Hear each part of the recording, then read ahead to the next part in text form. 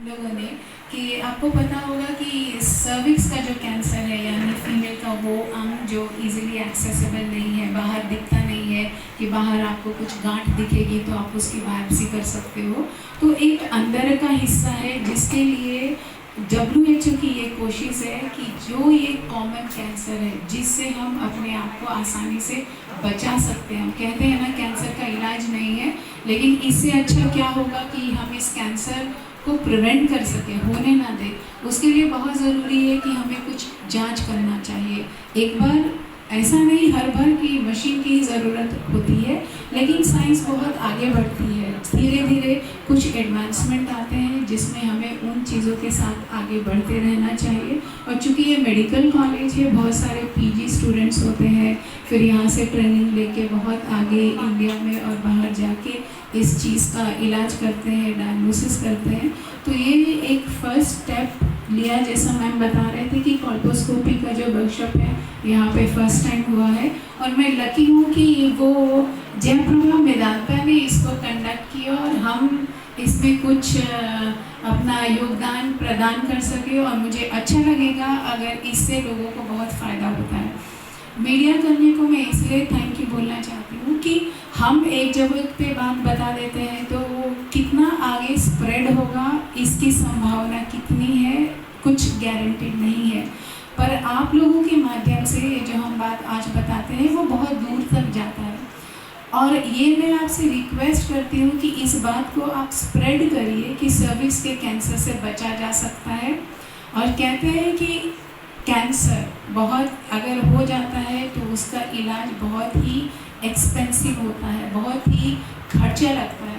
तो एक बात आपको जान के बहुत ही खुशी होगी कि जयप्रभा मेदांता में एक FPP प्रोग्राम है जिसके थ्रू जो मरीज़ उनका एक लिमिटेड है, जैसे आप बोलते हैं ना इनकम 1.5 लाख से 2 लाख से कम, तो जिस भी महिला की इनकम 2-2.5 लाख मुझे लगता है उससे कम है, तो ऐसे मरीज़ को अगर गवर्नमेंट कॉलेज में कैंसर की ट्रीटमेंट की फैसिलिटी उपलब्ध नहीं है, जैसे कि सर्जरी की, रेडिएशन की, कीमोथेरेपी की, तो आप जयप्रभा मेदांता में आप उनको रेफ़र कर सकते हैं और मरीज़ को उसके लिए कुछ खर्च नहीं करना पड़ेगा, कुछ खर्च नहीं करना पड़ेगा।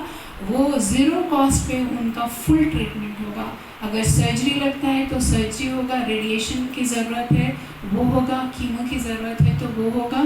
तो प्रिवेंशन एक जगह है जिसके लिए आज हम लोगों ने कॉल्पोस्कोपी ट्रेनिंग किया कि लोग इस चीज़ को जानें कैसे करना चाहिए। और जो ट्रीटमेंट हमने बताया कि ज़ीरो कॉस्ट पे ट्रीटमेंट होता है, वो जो भी उस क्राइटेरिया को फुलफिल करते हैं वो गरीब मरीज़ उनको आप रेफ़र कर सकते हैं, जो उनके लिए सेहत के लिए बहुत ही फ़ायदेमंद साबित होगा। महिलाओं को वो ये है कि उसको पता कैसे चलेगा कि उसको कैंसर है।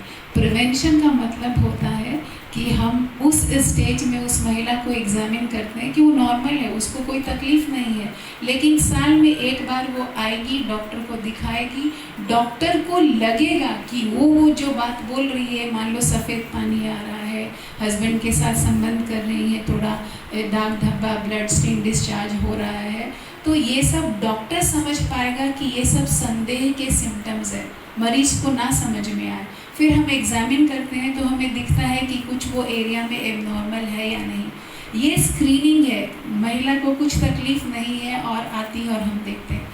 हम जिस एरिया में हैं उसमें शायद महिला इतना अपने हेल्थ को लेके बहुत जागरूक नहीं है कि वो साल भर में एक बार आएगी।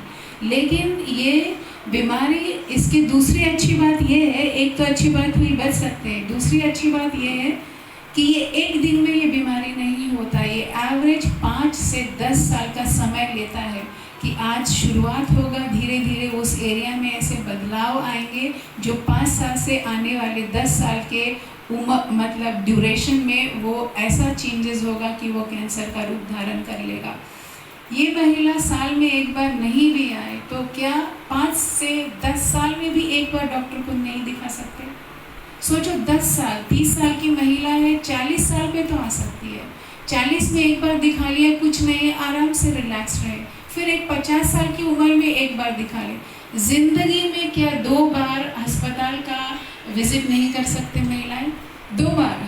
हम ये नहीं बोल रहे हर बार। और आप ज़्यादातर इस हॉल में पुरुष भी है, इसलिए पुरुष की भी रिस्पॉन्सिबिलिटी होती है। वो महिला खुद से ये 5 से 10 साल में नहीं आएगी, आपको उनको 5 से 10 साल में एक बार ज़रूर अस्पताल लेके आएगी। ये वो हैं जिनको कोई तकलीफ नहीं है लेकिन दिखाना चाहिए। क्यों? हम 5 से 10 साल के इंटरवल पे ज़िंदगी में सिर्फ 2 बार टेस्ट करेंगे, ज़िंदगी में पूरे लाइफ टाइम में सिर्फ 2 बार टेस्ट करेंगे। गवर्नमेंट हॉस्पिटल में मुझे लगता है वो टेस्ट फ्री होता है, और प्राइवेट हॉस्पिटल में 150 से 200 में वो टेस्ट होता है पैप्समेयर। आप सोच लो, ज़िंदगी में 2 बार यानी सिर्फ 400 रुपया इन्वेस्ट कर रहे हैं और इस कैंसर से बच रहे हैं। जहाँ फ्री है वहाँ तो कुछ इन्वेस्ट नहीं कर रहे, इतना तो हमें कदम लेना पड़ेगा। अब रही बात कि मान लो आप लोग वो भी नहीं कदम ले पाए, तो क्या सिम्टम्स होना चाहिए जो आपके एंटीना को खड़ा करे कि ये है तो ज़रूर उसको ले जाना चाहिए, चाहे वो कितना भी ना बोल रही है।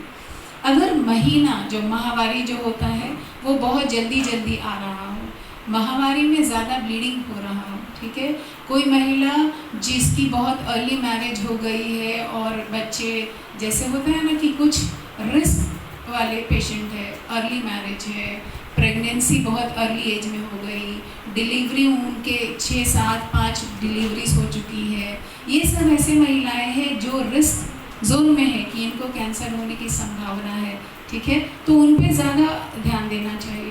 अगर कोई ये बोल रही है मेरा पीरियड ज़्यादा आता है, बार बार आता है, ब्लीडिंग ज़्यादा होता है, ठीक है, या फिर ब्लीडिंग के बीच में भी मुझे थोड़ा बहुत सफ़ेद पानी आता है जिसमें बदबू है, स्मेल है, जिसमें कि हमें ऐसा लगता है और कांटेक्ट अगर कर रहे हैं तो ज़्यादा ब्लीडिंग होता है, ये वो पेशेंट है जिनको आप प्लीज़ ज़रूर आप हॉस्पिटल में लेके आइए और डॉक्टर के कंसल्ट करिए। तो मैं चाहूँगी कि जिनके कंट्रीब्यूशन से ये हुआ है,